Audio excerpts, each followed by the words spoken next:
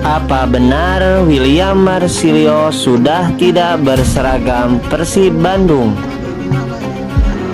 Muncul dugaan kuat bahwa William sudah tidak bersama lagi ketika asisten pelatih Persib memberitahukan bahwa William sudah keluar pada saat tanya jawab di sesi wawancara setelah latihan tim. Apa penyebab yang terjadi? Mungkinkah William susah diatur atau bengal yang menjadi alasan utama Bojan Honda tidak suka kepada pemain ini? Ataukah mungkin tidak sesuai ekspektasi Bojan Honda? Kalau memang benar berita ini, siapa yang pantas menggantikan perannya? Komentar kalian?